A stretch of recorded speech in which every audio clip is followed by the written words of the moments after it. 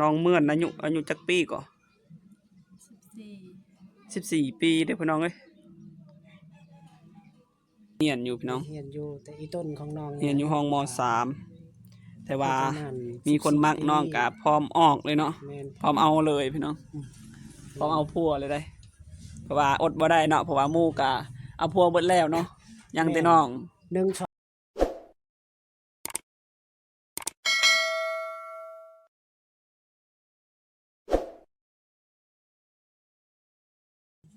เอาสบายดี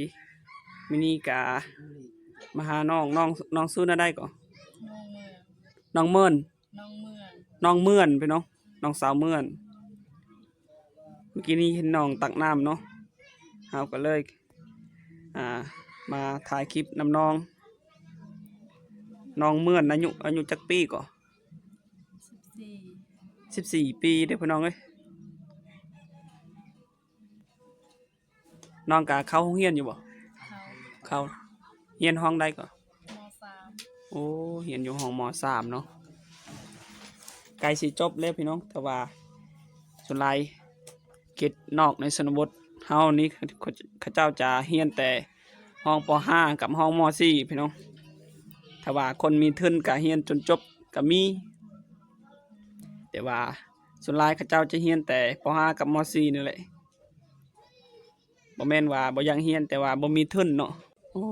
นี่ก็คือเฮือนศาลบ้านซองของน้องพี่น้องเฮาก็มาตอนแรงๆนี่วัน6 โมงจังน้อยก็มืดบ่ได้ถ่ายคลิปซ้ำเนาะเพิ่นได้มาแล้วฮอดเฮือนน้องก็ได้มาถ่ายคลิปน้อง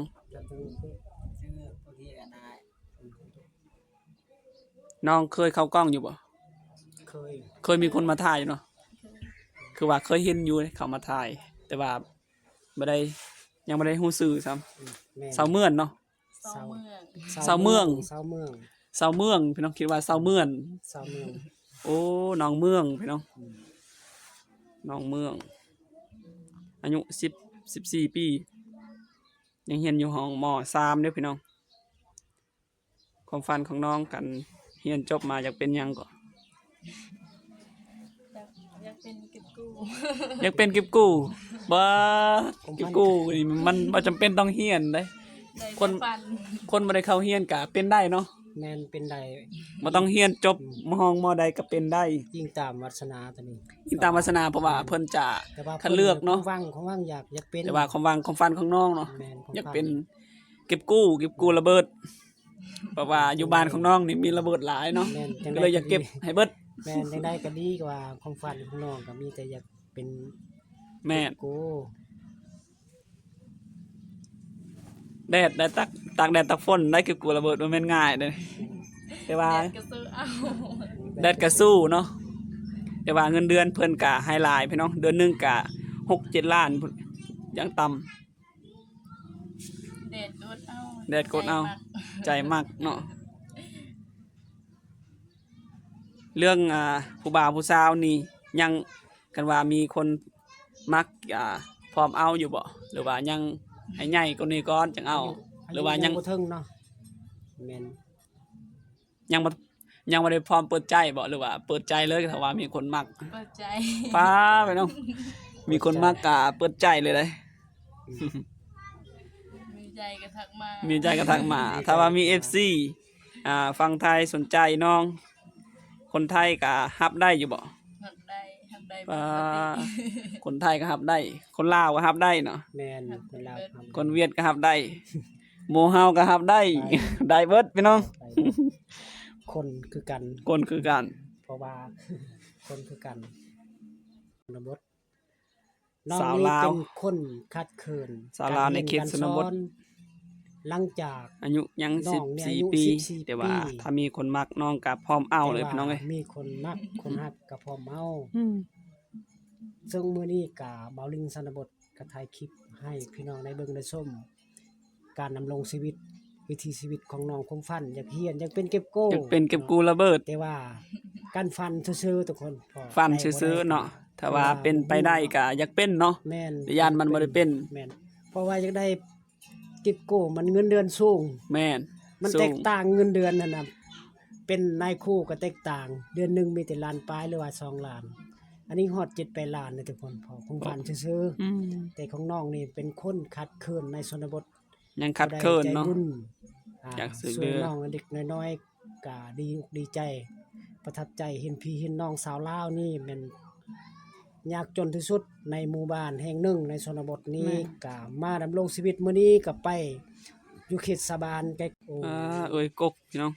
สาวเมืองเอ้ยกก ชาวเมืองนี่รวมทั้งหมดครอบ น้อง ครั เมื ว อง จักคน อายุ14ปีเด้อพี่น้อง ป เด้ ระ อ มาณทั้งพ่อทั้งแม่6คน 6คนครอบครัวของน้องมี ครอบครัวผู้ 6 แม่ คน 6คนเลยทุกคน เพราะว่ายากจนเบิ่งสภาพของเฮือนชานแล้วก็ หมู่เพื่อนก็ได้ผัวเบิดแล้วยังแต่น้อง เพราะ เนาะ ว่าบ่อนแต่งอยู่ครัวกิน คัน ก็ ว่า ประณ มีคน เลย บ่มีไผเอาว่าบ่มีคนเอา พ่อกินน้ำซ้ำปลาก็มีแบบนี้ทุกคนพอเอาไว้เครื่องแต่งอยู่ครัวกินก็เฮือน อันนี้ก็คือเฮือนสารบ้านซองของน้องเนาะถ้าว่า พอ14ล้านคนผู้ อ่า ติดตม เฮาอยากถามว่า ขั้นตอนมื้อนี้ ถ้ามี FC อยากช่วยเหลือน้องเล็กๆน้อย ประทับบุญ น้องอยากได้หยังบ่ เพิ่นก็คนทุกข์ยากปากมองหลาย ๆหรือว่าความฝันของน้องอยากเป็นหยังหรือว่าอยากได้หยังกันว่า FC ช่วยเหลือ อีหยังก็ได้คันสิให้ โอ้อิหยังก็ได้พี่น้องบ่ติเนาะบ่เลือกว่าอยากได้นั่นนี่เนาะ แม่น ให้อิหยังก็เอาตัวนั้นเนาะ แม่นเพราะว่า FC ผู้ใดใจบุญอิหยังก็ ใจ ได้ บุญใจดี บ่เลือ ก็ เครื่องเก่าเครื่องแก่ก็บ่เลือกดอก แต่ว่าขั้นตอนก็มีผู้ช่วยเด็กๆน้อยๆก็ดีอกดีใจเนาะสาธุให้พี่น้องได้เบิ่งได้ชม FC หลายคนอยู่พังไทยพังลาวก็มื้อนี้ก็คือประทานบุญให้น้อง เป็นสะพานบุญให้น้อง สะพานบุญ ถ้าว่า ให้น้อง มีคนอยากซื้อเรือเนาะ แม่น น้องก็ยังเฮียนอยู่พี่น้อง เรียนอยู่แต่อีต้นของน้อง เฮียนอยู่ห้องม .3 แต่ว่า ประณ มีคนมักน้องก็พร้อมออกเลยเนาะ แม่น พร้อมเอาเลยพี่น้องพร้อมเอาผัวเลยได้ เพราะว่าอดบ่ได้เนาะเพราะว่าหมู่ก็เอาผัวเบิดแล้วเนาะยังแต่น้อง 1 2มาอดบ่ได้การทุกข์ยากอยากจากแต่เฮือนนั่นแหละ แม่ ว่ายัง เว้าเริ่มแรกว่าอยากจากแต่เฮือนนั่นแต่ว่าสู้เบิ่งการดำรงชีวิตครอบครัว แต่หลังจากทุกข์ก็ทุกข์ก็ดวงดีก็ยังบ่ฮู้เนาะแต่ว่าดวงไผดวงพันดวงไผดวงมันตอนนี้ก็คือของน้องเนี่ยมันประสบการณ์หลายทุกคน เพราะว่าคัดค้นหลายในชนบทนี่ก็ ยังได้ก็ขอให้ความฝันของน้องประสบผลสำเร็จไปด้วยดีเนาะ แม่นให้เรียนเก่งสิ่งดี เฮียนเก่ง ไม่แห้ง เฮียนเก่งเสียงได้เนาะให้ผ่านทุกวิชา แม่น ภาษาความฮักก็ผ่านไว แม่นคนเจ็บอย่าสิได้คนไข้อย่าจะมี ตอนนี้มันเรียนเก่งๆสิ่งให้ดี ๆให้ปรับมัก10เบิดทุกวิชา ผู้บ่าวลมยังบ่มีเนาะ บ่มี บ่มีพี่น้องยังโสดอยู่เลยประมาณจักเปอร์เซ็นต์โสดแท้ๆนะ 100พี่น้อง 100% 110%โสดอีหลีดิพี่น้องยังบ่มีคนล่มบ่าวไทยบ่าวลาวรับได้น้องกาเป็นสาวชนเผ่ามงกองพี่น้อง ๆแม่น ตอนนี้กาเริ่มมืดๆพี่น้องกล้องกาบ่ค่อยได้แจ้งปานใดเลยเฮือนของน้องนี่เฮ็ดให้หรือว่าเฮ็ดนาบ่ เฮ็ดให้ เฮ็ดให้เนาะโอ้พี่น้องเพราะว่าคนในเขตชนบทเขาเจ้าส่วนหลายเฮ็ดให้นี่พี่น้องบางคนก็เฮ็ดนาผู้มีนาก็เฮ็ดนาแต่ว่าเฮือนสารบ้านซองของน้องก็คือเฮ็ดให้เนาะ แม่นเฮ็ดให้ เฮาก็มาถ่ายคลิปกับน้องครั้งแรกเนาะ แม่น น้องสาวเมือง สาวลาวบ้านป่าในเขตชนบท